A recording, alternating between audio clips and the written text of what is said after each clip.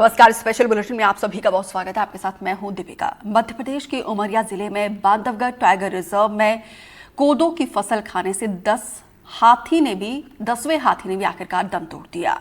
एक के बाद एक महज 3 दिनों के भीतर 10 हाथियों की मौत ने मध्य प्रदेश से लेकर दिल्ली तक हड़कंप मचा दिया है। बांधवगढ़ टाइगर रिजर्व में 10 हाथियों की मौत पर बड़ी खबर सामने आई है। कोदो की फसल में फंगस टॉक्सिन मिले हैं, सैंपल लैब में भेजे गए हैं।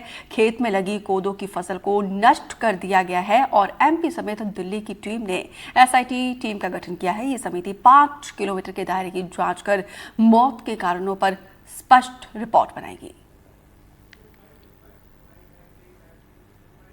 ये 10 जंगली हाथियों की मृत्यु होने की सूचना मेरे पिछले 3 दिनों में हुई है और इसका जो कारण पोस्टमार्टम के आधार पर जो हमारे 14 सदस्यीय चिकित्सक दल जो कर रहा था, इसका पोस्टमार्टम वगैरह करके जो रिपोर्ट अभी तक दी है, उसके आधार प्रथम दृष्टया तो कोदो के कारण एक माइकोटॉक्सिन होता है जो फंगल अटैक होता है इसमें, उसके कारण होने का अभी अंदेशा है।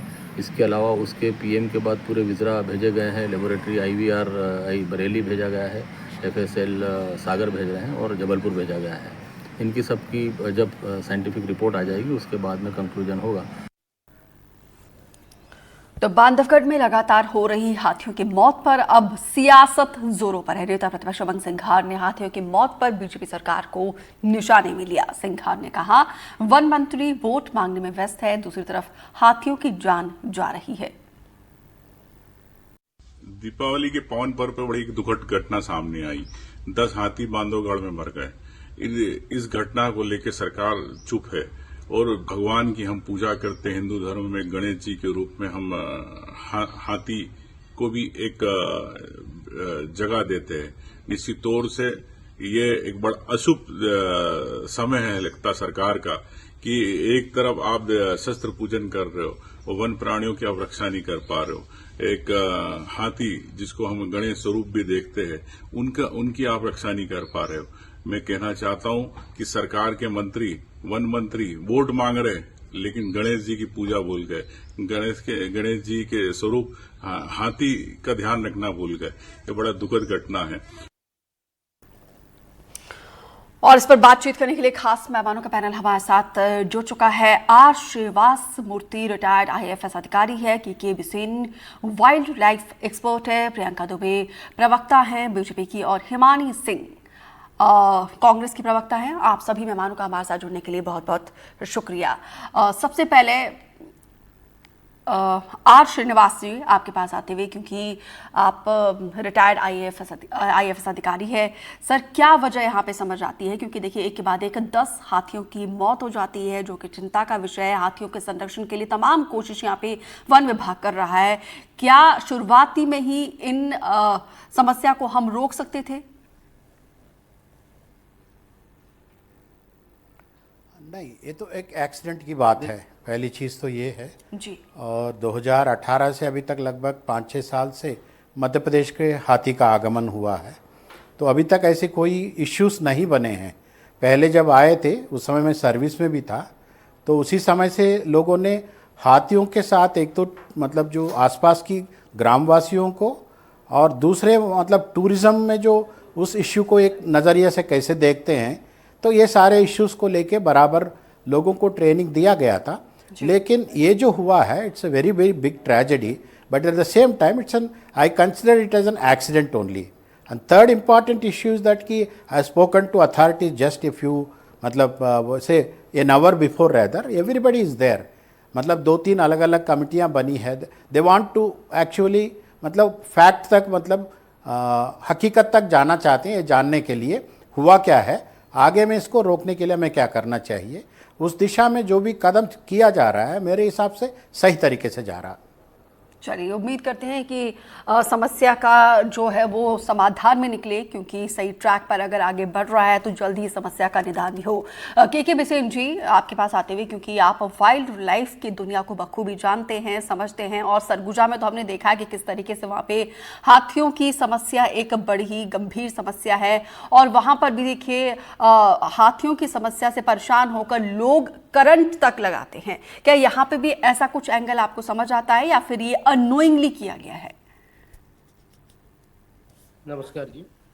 देखिए, सब जो हाथियों का जो प्रबंधन है वो बहुत कॉम्प्लेक्स सिस्टम है, जटिल है।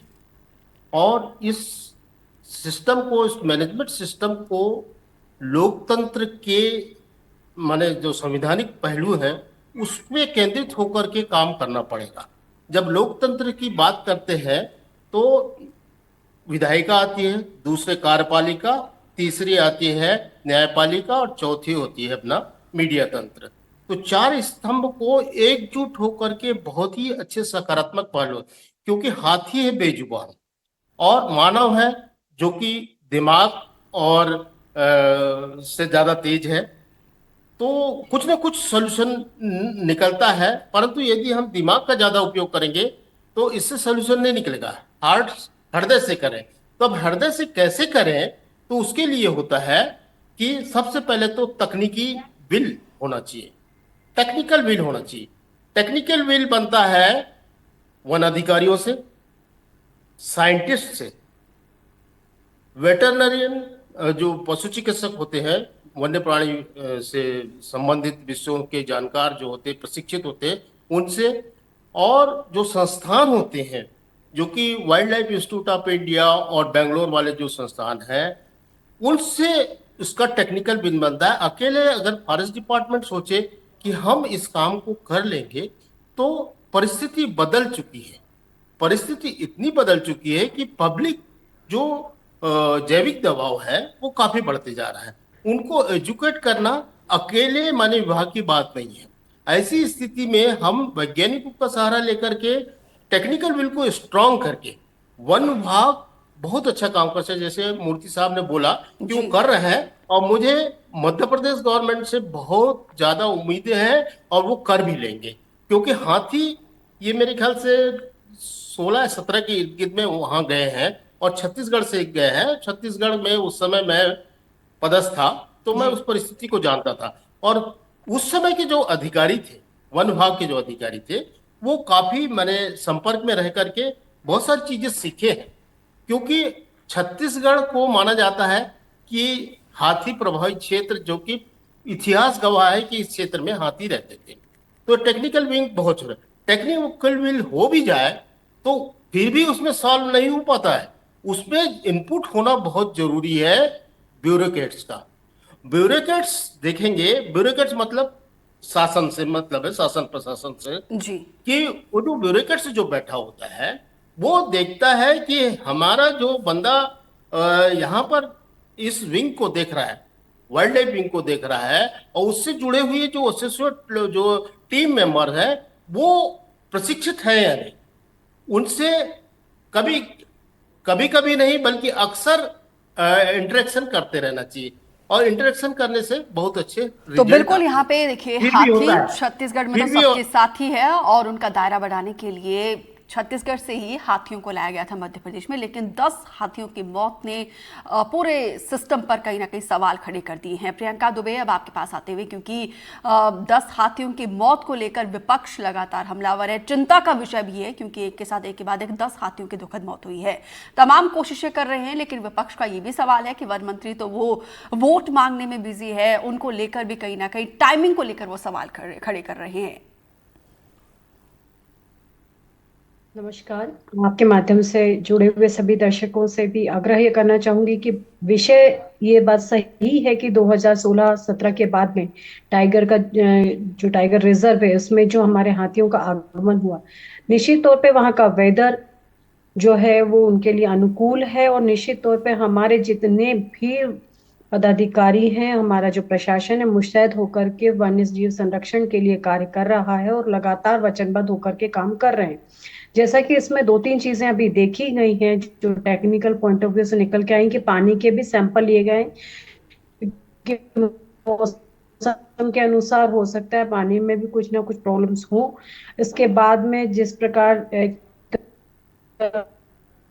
प्रियंका जी, शायद कुछ पौधों की टेक्निकल इशू फसल है। की उठा लोगों के हो सकता है जो बिल्कुल भी।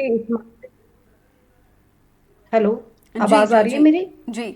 शायद थोड़ा सा नेटवर्क का कुछ एरर है। ठीक।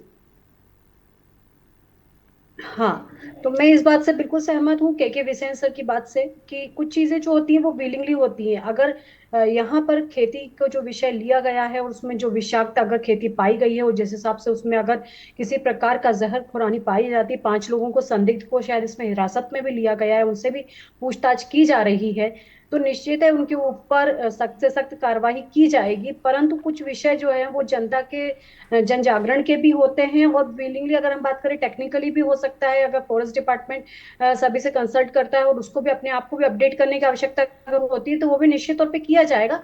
परंतु अगर हम बात करें कुछ चीजें जो होती है वो उससे प्रशासन की ही दृष्टि से नहीं होती है। अगर उसमें जनता का भी अगर कुछ उसमें हित रहे या जनता का भी उसमें सहयोग रहे तो निश्चित तौर पे उनके ऊपर आसानी से उस लक्ष्य को पाया जा सकता है। इस चीज की जांच की जा रही है, इसलिए अभी किसी भी पॉइंट ऑफ व्यू पे कुछ भी बोलना मेरे ख्याल से थोड़ी जल्दबाजी होगी।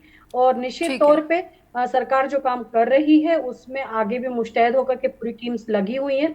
जो भी रिपोर्ट आती है और अगर इसमें कोई संदिग्ध पाया जाता है तो उसके खिलाफ सख्त से सख्त कार्रवाई की जाएगी ताकि भविष्य में इस प्रकार की घटनाओं की पुनरावृत्ति ना हो। और भी जो कोई अपडेशन चलिए, हम इसके भी लिए यही आवश्यक उम्मीद होंगे करते हैं वो प्रियंका दुबे वातावरण जी, बनाने की क्योंकि कोशिश बिसेन की सर मैं जाएगी। आपके पास आऊंगी, लेकिन उससे पहले हिमानी सिंह जी हमारे साथ हैं, उनसे भी ओपनिंग रिमार्क लेते हैं। हिमानी जी, हाथियों की मौत को लेकर सभी चिंतित है, आपकी तरफ से भी, कांग्रेस पार्टी की तरफ से भी चिंता व्यक्त की गई है, लेकिन आप लोग तो बिल्कुल बीजेपी की पिच पर आकर खेल रहे हैं कि भगवान गणेश के स्वरूप हाथी जी की मौत के बाद यहाँ पे बीजेपी को लेकर जिस तरीके से टारगेट कर रहे हैं आप लोग, वो तो बिल्कुल आप एकदम बीजेपी के तरह ही उन्हीं की लाइन पर आकर खेल रहे हो। देखिए, ऐसी कोई किसी की लाइन नहीं होती। हालांकि कांग्रेस पार्टी जो हमेशा विश्वास करती है कि धर्म जो है वो राजनीति का या प्रचार करने का या प्रदर्शन करने का विषय नहीं होता, लेकिन अगर किसी को जो भाषा समझ में आती है उसी में समझाया जाए तो जल्दी समझ में आ जाता है। जिसे जो लैंग्वेज आती ना हो उससे फिर उस भाषा में बात करेंगे तो समझने का कोई मतलब नहीं रह जाता। तो पर यहाँ पर अभी 3 लोग मेरे से पहले बोले, उन्होंने ही बहुत सारी चीजें स्पष्ट कर दी कि कांग्रेस पार्टी क्यों इस चीज में सरकार को घेरे में ले रही है। खुद प्रियंका जी ने बोल दिया कि कुछ लोग संदिग्धों की स्थिति में आते हैं। अब मैं बता देती हूँ कि तीनों लोगों ने जो किया, मैं उनको अपने शब्दों में कंक्लूड कर देती हूँ कि क्यों सरकार को इस मामले में घेरा जाना चाहिए। कि जब कोई ट्रेन एक्सीडेंट होता है तो हालांकि ड्राइवर की या किसी लापरवाही की या किसी की गलती होती है, पर वो ड्राइवर कभी कभी ऐसा होता है कि जो सीटें खाली होती हैं उनकी वजह से कुछ जो स्टाफ होता है उसके ऊपर वर्कलोड ज्यादा होता है, जिसकी वजह से किसी लापरवाही या किसी वर्क प्रेशर की वजह से एक्सीडेंट हो जाता है। इसी तरह की कुछ लापरवाहियां अगर 1 या 2 हाथी की मौत हुई होती तो हम वन विभाग में डालकर देख सकते हैं कि जो मंत्री जी हैं, जब कोई देश में चीते आते हैं तो सरकार उसका क्रेडिट लेना चाहती है, लेकिन जब मौत हो जाती है तो उसके लिए वो अलग अलग चीजें, जैसे बच्चियों के ऊपर अगर किसी बच्ची को आईपीएस आईएएस के नियुक्ति दे दी जाती है तो महिला सशक्तिकरण करके सरकार क्रेडिट लेना चाहती है, लेकिन अगर किसी बच्ची के साथ कुछ गलत हो जाता है तो समाज पर, पब्लिक पर, परिवार पर उसकी जिम्मेदारी बांटने का काम सरकार करती है। तो यहाँ ठीक है, मानते हैं सबकी जवाबदारी है, लेकिन उन सबके ऊपर एक मंत्री है, एक सरकार है जिनको इन सब चीजों का सुपरविजन करना था और इन चीजों को ध्यान में रखना था। अगर 1 या 2 हाथी के साथ चलिए, अब यहाँ पे एसआईटी का गठन किया गया है, उसके बाद देखते हैं कि रिपोर्ट के बाद क्या एक्शन लिया जाता है। जी बिसेन सर, हाथियों के बाद एसआईटी का गठन, मैडम जी मैम मैं आऊंगी आपके पास। बिसेन जी, जी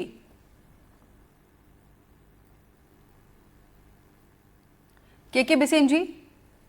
जी जी देखिए, अभी जो चर्चा मैंने सुना जी। उसमें बहुत अच्छी चर्चा जो चल रही है वो है सोशल बिल से संबंधित।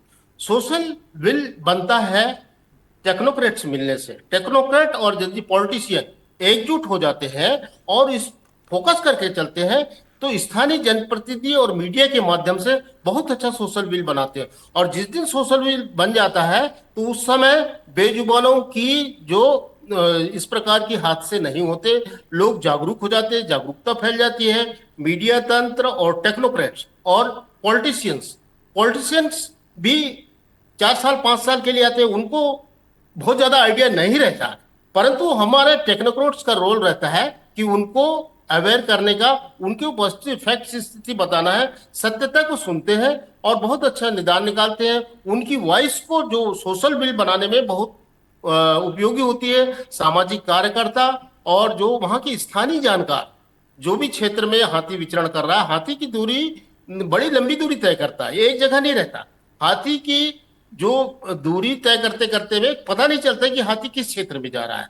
तो ऐसी स्थिति में वन विभाग भी फोकस नहीं कर पाता कि हमको कहां पर टेक्निकल इनपुट देना है। इसलिए हमेशा सैटेलाइट रेडियो कॉलर की सलाह दी जाती है, मैं हमेशा देता हूं।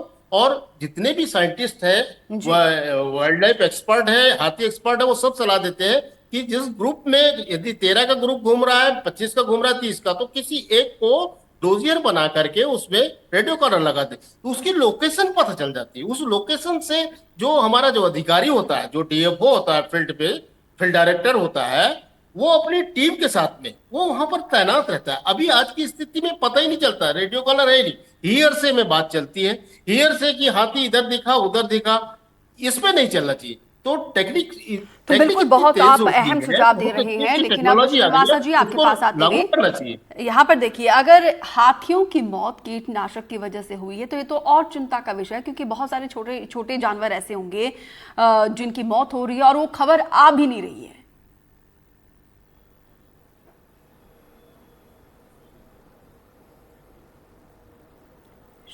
श्रीनिवासा जी, सर आप मुझे सुन पा रहे हैं? जी हेलो सर, क्योंकि देखिए आप मुझे सुन पा रहे हैं सर? बताइए जी, मेरा सवाल ये था सर, अगर कीटनाशकों से हाथियों की मौत हुई होगी, हालांकि अभी पूरा रीजन क्या है वो स्पष्ट नहीं हो पाया है, लेकिन अगर फर्ज करिए अगर हम मानते हैं कि कीटनाशक से अगर हाथियों की मौत हुई तो और चिंता का विषय, क्योंकि ना जाने कितने ऐसे छोटे जंगली जानवर होंगे उनकी मौतें हो रही होगी और वो खबर बाहर भी नहीं आ रही है। नहीं, ये मतलब आप जो कह रहे हैं एक प्रेजम्पशन की बात है जी। अभी तक तो मतलब करंट से डेथ्स होते हैं, ये मतलब छोटे मोटे कई बार मतलब होते रहते हैं, वो इस इलाके में मुझे मालूम है, चूँकि मैं उमरिया में डीएफओ का काम कर चुका हूँ। और दूसरी इश्यू ये है कि कीटनाशक से जो मृत्यु जो हुई है, हाथियों का इतना साथ एक झुंड में हुआ है, तो उस जगह पे कोई दूसरा जो शाकाहारी वन्य प्राणी या मतलब दूसरे वन्य प्राणी तो वहाँ मृत्यु होते हुए नहीं पाए गए हैं। तो इस मतलब टू ग्रेट एक्सटेंट इस बारे में जो है कि पहली बार इस प्रकार का खबर निकल के आया है।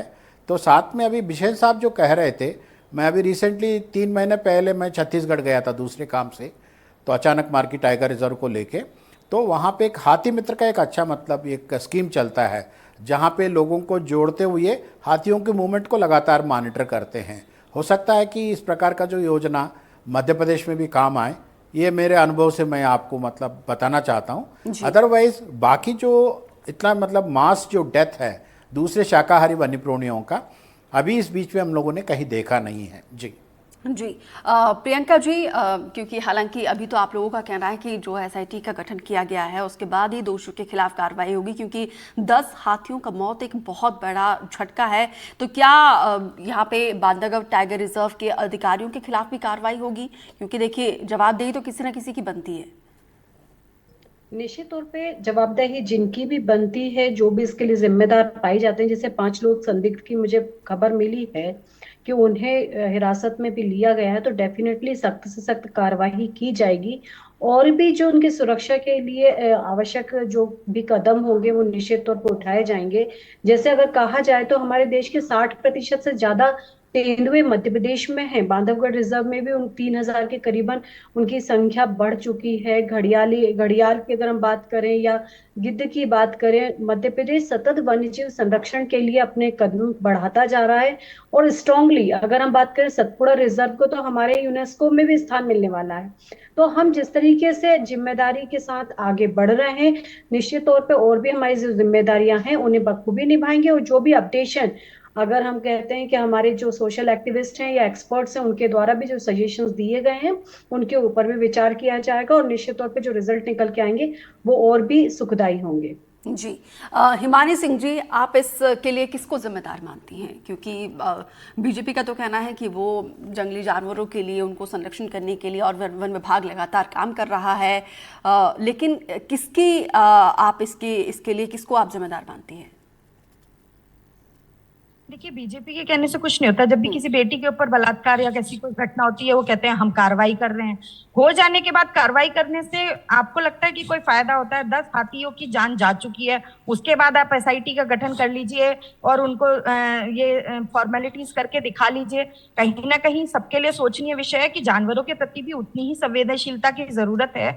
आप कई बार ऐसे वीडियोस देखती होंगी, गौवंश सड़कों पे पड़े रहते हैं, गाड़ियां उन्हें रौंदती हुई निकल जाती हैं, एक्सीडेंट्स हो जाते हैं, उनकी वजह से लोग भी मर जाते हैं। तो कहीं ना कहीं उनके प्रति, जानवरों के प्रति भी संवेदनशीलता की जरूरत है। हाँ, ये मानती हूं मैं कि उनके वोटर आईडी कार्ड नहीं होते, वो वोट नहीं देते और वो सरकार बनाने में सहायक नहीं होते, लेकिन ये दुनिया बनाने में और ये समाज बनाने में उनका उतना ही, ये जो दुनिया का जो चक्र चल रहा है उसमें हर जानवर का उतना ही वो होता है। तो उनके प्रति भी उतना संवेदनशील होना सरकार का काम है कि कोई भी यदि जानवरों के किसी भी तरह के, चाहे वो घरेलू जानवर हो, सड़क पर आवारा पशु हो, गौवंश हो या जंगली जानवर हो, उनके प्रति कोई अपराध होता है तो उसके प्रति भी उतना संवेदनशील होना चाहिए और उनके लिए भी उतना ही समाज के जो अपराधी लोग हैं उनके में डर बैठाने का काम होना चाहिए कि अगर वो जानवरों के प्रति भी कुछ करते हैं तो ये बाद में 10 जानवरों की जान के बाद एसआईटी वगैरह ये सब फॉर्मेलिटीज हैं, इससे पहले सरकार को जागरूक हो जाना चाहिए। जी ठीक है। के बिसेन जी, ग्रामीण इलाकों में जब हाथियों का दल विचरण करता है तो जो फसल वाला इलाका होता है ग्रामीण अंचल में, तो उन लोगों को जो इस समस्या से जूझ रहे हैं उनको आप क्या टिप्स देना चाहोगे, क्योंकि आप इस समस्या से सरगुजा जैसा इलाका लंबे समय से जूझ रहे हैं और आपके पास अच्छा खासा अनुभव भी है। देखिए, जैसे जिस क्षेत्र में हाथी प्रभावित होता है, दूरस्थ क्षेत्र होता है, जंगल से जुड़ा हुआ रहता है, उसके इर्द गिर्द में गांव रहते हैं, वहां क्षेत्र में अपनी जो टीम होती है, एक अधिकारी होता है, उसके साथ में जो 4-5 लोगों की टीम, बहुत बड़ी टीम की जरूरत नहीं है। गांव में जाकर के उनसे घुलना मिलना पड़ता है, एकदम अधिकारी रूप से उसमें पेश नहीं आना पड़ता। बिल्कुल उनको ऐसा पेश आना चाहिए कि ये हमारे ब्रदर या कोई सिस्टर हमारे सामने आ गए और उनकी इस बातों को सुनना चाहिए। उनकी बातों को बगैर सुने हमको अपना व्यू जल्दबाजी में नहीं देना चाहिए और देने के बाद में उनकी समस्या सुनने के बाद में वो समस्या बोलते हैं कि देखिए साहब, ये हमारा घर तोड़ दिया हाथी ने, तो उनको बताना है, बहुत अच्छा बताना है कि देखिए घर तोड़ा है इसने, तो कच्चा घर है, कच्चा घर के लिए प्रधानमंत्री आवास योजना के तहत में पक्का घर मिल जाता है। आपको हाथी ने बहुत सारी चीज दे दिया है, हमको इस तंत्र से जुड़ जाना है। उसने सोचा कि भाई हमारी फसल खा गई, तो उनको बताना है कि देखिए गवर्नमेंट सक्षम है, हमारे जो बीजेपी गवर्नमेंट है वो सक्षम है, जो भी गवर्नमेंट है, अभी बीजेपी चल रही थी, बीजेपी की बात करो ना, तो उनको बोलो कि ये सक्षम है, आपकी मुआवजा हम 15 दिन के अंदर या 1 महीने के अंदर देंगे। वो कंफर्म हो जाते हैं। यदि उसको डिले करेंगे तो गांव वाले नाराज हो जाते हैं। डिले नहीं करना चाहिए, उसके मुआवजा जल्द से जल्द देना चाहिए, प्रक्रिया को बहुत ज्यादा लंबाना नहीं चाहिए। तीसरी चीज, हमारे जो लोग जो जुड़ते हैं वो घुलने मिलने से जुड़ते हैं, ऑफिसर से जुड़ते नहीं हैं लोग। हम जब ऑफिसर जाए तो साथ में सामाजिक कार्यकर्ता हो, साथ में मीडिया पर्सन हो, मीडिया की आवाज को बहुत मानते हैं कि हाँ ये सही जानकारी देता है। सामाजिक कार्यकर्ता बोलते हैं कि यहाँ ये अधिकारी बोल रहा है, इसने बोला तो ये सब टेली कर रहे हैं, तो बहुत ज्यादा मिलाप हो जाता है। तो मेरा कुल मिलाकर के, टाइम है नहीं, तो जब तक social will, technical will, political will, कुल मिलाकर सबको एक दूसरे के साथ फ्रेंडली होना पड़ेगा। आर श्रीनिवासा जी, आज के समय में वन विभाग के सामने एक बड़ी चुनौती बनी हुई है, ना सिर्फ हाथी बल्कि दूसरे जंगली जानवर, भालू, टाइगर, ऐसे हम अक्सर खबर हम पढ़ते रहते हैं कि रिहायशी इलाकों का रुख कर रहे हैं, तो ये तो कहीं ना कहीं वन विभाग के सामने एक बड़ी चुनौती है।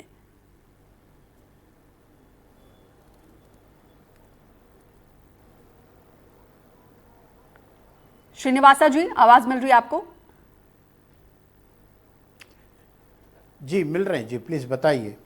जी देखिए, आज के समय में क्योंकि अभी तो खैर हाथियों की मौत पर हम लोग बातचीत कर रहे हैं, इसके लिए एसआईटी का गठन किया गया है, रिपोर्ट आने के बाद ही यहाँ पे कार्रवाई होगी, लेकिन वन विभाग के सामने एक बड़ी चुनौती ये है कि तमाम जंगली जानवर जो है रिहायशी इलाकों का रुख कर रहे हैं, जिससे लोग भी परेशान हैं और वन विभाग के लिए एक बड़ी चुनौती है। नहीं, सर्टनली ये जो सिचुएशन एक उत्पन्न हुआ है, ये वन विभाग के लिए, खासकर मध्य प्रदेश में हाथियों की प्रबंधन के लिए बहुत बड़ा चुनौती है। तो अभी जितने भी मतलब जो नतीजे निकल के आएंगे, उसके आधार पे उनको अपना रणनीति बना के एक तो लोगों के साथ कम्युनिकेशन बना के रखें, this is most important issue.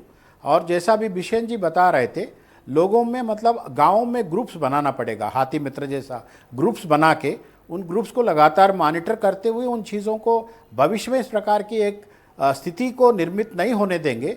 That will be a big lesson for the forest department. Otherwise everybody has to wait for the results to come, क्योंकि सारे रिपोर्ट चारों तरफ गए हुए हैं। 2 हाथियों का पोस्टमार्टम रिपोर्ट अभी होना बाकी भी है। तो इस चुनौती को वन विभाग को एक मतलब इस घटना को वन विभाग को एक बड़ा चुनौती के रूप में लेके एक आगे की रणनीति करना पड़ेगा। और लोगों से संवाद करना कठिन बात नहीं है, बात लगातार करते रहने से लोग अपनी तरफ से जो भ्रांतियां हैं या भय है उससे बाहर हो सकेंगे। Thank you. ठीक है प्रियंका जी, यहाँ पे कांग्रेस का कहना है कि आप लोग संवेदनहीन हैं बेजुबानों के लिए। हालांकि आप लोग कहते हैं कि बेजुबानों के लिए आप लोग तमाम कोशिशें कर रहे हैं, लेकिन एक चीज़ तो समझ आती है कि कम्युनिकेशन गैप तो है लोगों के बीच और प्रशासन के बीच, शासन प्रशासन का। ये बात अभी जैसे विशन साहब ने कही कि लोगों के बीच में कम्युनिकेट करना और उनको मुआवजा मिलना है, तो निश्चित ये करना पड़ेगा कि वो स्थापित कहाँ पर है। अगर वो फॉरेस्ट डिपार्टमेंट का लैंड है तो थोड़ा सा परेशानी टेक्निकली डिपार्टमेंट की साइड से आएगा, क्योंकि लैंड उनका है। दूसरी जो संवेदनशीलता की अगर बात करते हो तो केरल में जब एक हथनी के मुंह में फटाखा फोड़ दिया जाता है और वो गर्भवती हथनी की जब मृत्यु हो जाती है, ठीक है प्रियंका जी, मैं आपको माफी के साथ रोकना चाहूंगी। यहाँ पे मैं कांग्रेस की तरफ से मैम हिमानी जी आपसे वाइंड अप कमेंट। जी मैम, जैसे कि अभी वन्य लाइफ एक्सपर्ट्स ने बताया कि कहीं ना कहीं कम्युनिकेशन की कमी है, जो बातें कही जा रही हैं, तो ये भी सरकार के फेलियर में आएगा।